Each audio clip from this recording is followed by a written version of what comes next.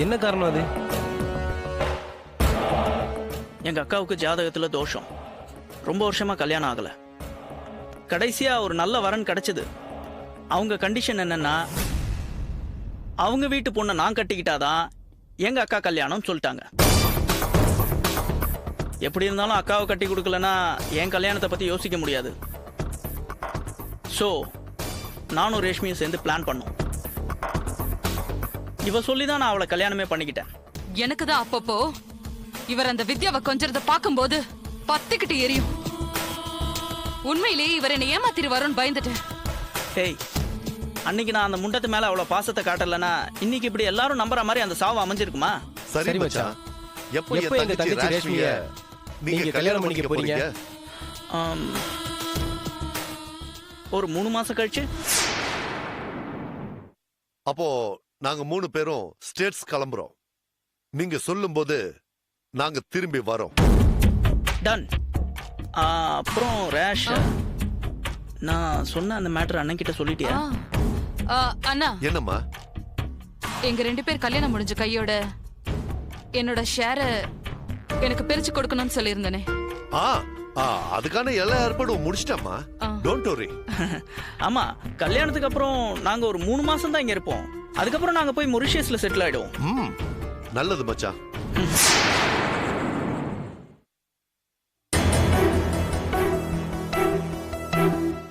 என்ன பண்ணணும்?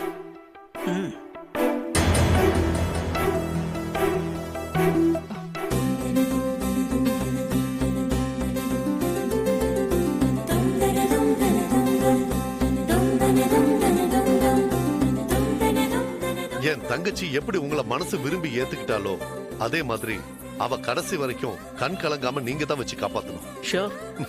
வாங்க. நீங்க 2 பேரும் சந்தோஷமா பல்லாண்டு காலம் சிறப்பா வாழணும். அதான் என்னோட ஆசை. நிச்சயமா. ரேஷ்மி, உதய் மாதிரி ஒரு நல்ல மனசுக்காரன் கூட என் தங்கச்சி வாழ கொடுத்து வைக்கல. உன்னையே என் தங்கச்சி மாதிரி நினைச்சு சொல்றமா. இவரை பத்திரமா பாத்துக்கமா. கண்டிப்பா. வித்யாவை உயிர்க்குயிரா விரும்பி கல்யாணம் பண்ணிக்கிட்டவன் மறுபடியும் ஒரு பொண்ணை மனசார ஏத்துக்குவானு ரொம்ப பயந்துட்டே இருந்தேன். நல்ல வேளையா என் தம்பிய காலேஜ் காலத்துல இருந்தே புரிஞ்சுக்கிட்ட நீ அவனை ஏத்துக்கிட்டதுல எனக்கு ரொம்ப சந்தோஷமா. தேங்க்ஸ்.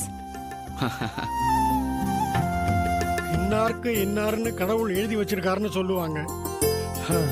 என்ன பண்றது, உதயோட சேர்ந்து அதிர்ஷ்டத்தை அனுபவிக்கிற பாக்கியம் உனக்கு தாமா இருக்கு. சந்தோஷமா இருங்க. சார் யாருன்னு நீங்க சொல்லவே இல்லையே. சார் நம்ம பக்கத்து வீட்டுல இருக்காரு. இந்த வீட்டுல நடக்கிற எல்லா நல்லது கெட்டதுலயும் சாருக்கு பெரிய பங்கு இருக்கு. ரேஷ்மிக்கு வீட்டெல்லாம் சுத்தி காமிச்சிட்டு வந்துடுறேன். சரிப்பா, பா.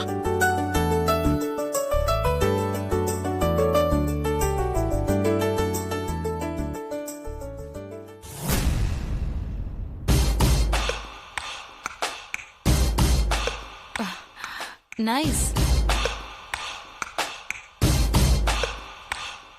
இந்த ரூம்ல தான் இன்னும் கொஞ்ச நேரத்துல அலங்காரம் பண்ண போறாங்க.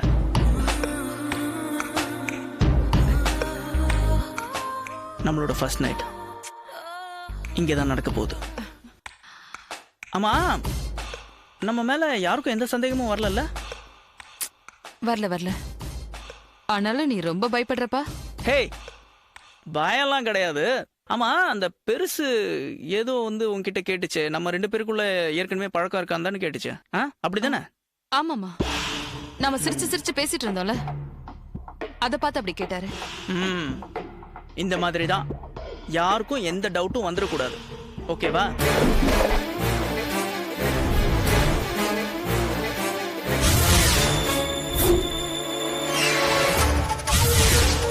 வீட்டுக்கு புதுசா கல்யாணம் பண்ணிட்டு வந்த பொண்ணு அடக்க ஒடுக்கமா இருக்கான்னு எல்லாரும் பேசணும். ஏன் அப்படி பேசணும்? இப்படி கேட்டா நான் என்ன பதில் சொல்லுவேன் ரேஷ்மி? அக்கம் பக்கத்துல 4 பேர் அனுசரிச்சு போகணும். எதுக்காக அனுசரிக்கணும்? நல்லது கெட்டதுன்னா 4 பேர் இருக்கணுமா? இப்போ நம்மளோட இந்த ஃபர்ஸ்ட் நைட் ரூம் அலங்கரிக்கிறதுக்கு கூட அக்கம் பக்கத்துல இருந்து ஒரு 4 பேர் வராங்க. அவங்க கூடலாம் அப்படியே அனுசரிச்சு பழகிக்கன்னு சொல்றேன். பக்கத்து வீட்டுக்காரங்க எதுக்கு வந்து நாம படுக்க போற பெட் அலங்காரம் பண்ணணும்? டெக்கரேட்டர்ஸ் கூப்பிட்டா அவங்களே 5 நிமிஷத்துல வந்து பண்ணிட்டு போயிடுவாங்க.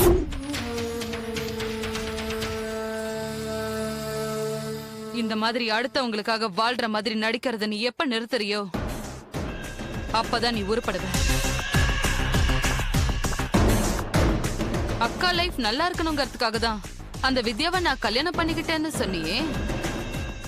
உன்னையே நம்பி உனக்காகவே காத்துக்கிட்டு இருக்கிற என்ன பத்தியும் அதே மாதிரி நீ யோசிச்சிருக்கணும் தானே? ஏய், இப்ப ஏன் நீ இதெல்லாம் பேசுற? இல்ல, அடுத்தவங்க ஃபீலிங்ஸ் ரொம்ப புரிஞ்சு நடந்துக்கிறவங்க மாதிரி பேசுறியே.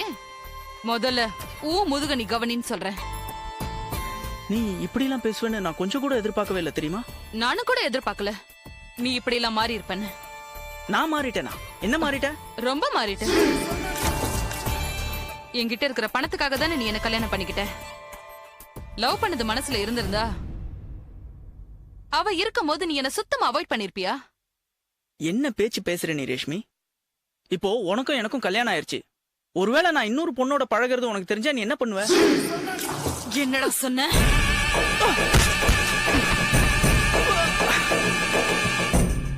கொன்னுடுவேன். ரேஷ்மி, ஏய், அப்படியே மெரிச்சனா இன்னொரு வாட்டி வேற பொண்ணுங்களை பாக்குற வேலை வச்சுக்கிட்ட என் அண்ணனுங்க கிட்ட சொல்லி அன்னைக்கு நீ என்ன தூக்கி போட போனிய ஒரு குவாரி அங்கேயே தூக்கி போட்டுற சொல்வேன். இங்க பார், ஒன்ன நியாயப்படுத்திக்கிற வேலையெல்லாம் என்கிட்ட வேணாம். நான் சொல்லும் போது மட்டும் என்ன நீ லவ் பண்ணணும், அது மட்டும் தான் உன் வேலை.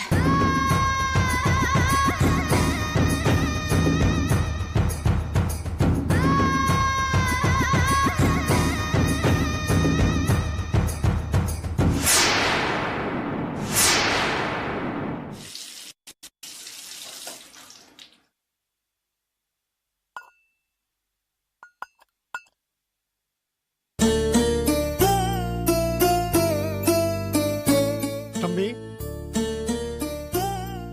வாங்க மாமா. காஃபி கொஞ்சம் சாப்பிடுறீங்களா? இருங்க கொண்டு வரேன். பரவாயில்லப்பா. வித்யா இருந்த வரைக்கும் உங்களை ஒரு நாள் கூட நான் கிச்சன் பக்கமே பார்த்ததில்ல. இப்ப நீங்க கிச்சன்ல இருந்து வர்றதை பார்க்கும்போது இந்த வீட்ல யாரோட ஆட்சின்னு ரொம்ப நல்லா புரியுது.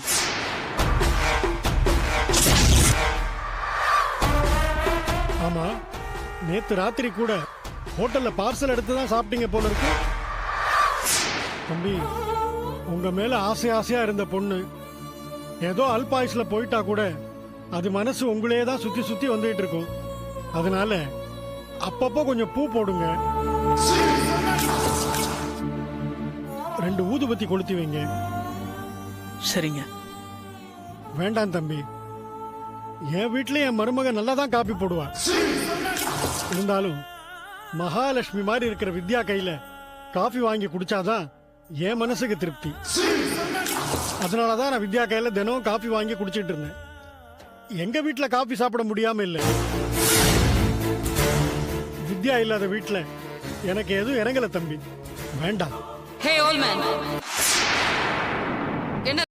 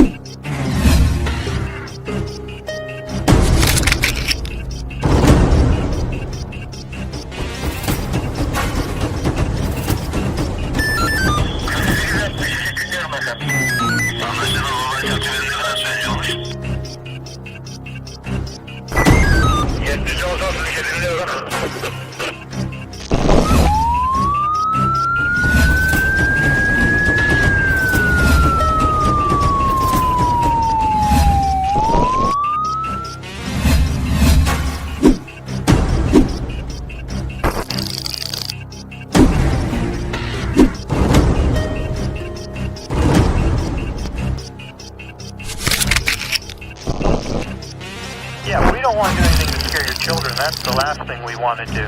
We don't want to scare anybody.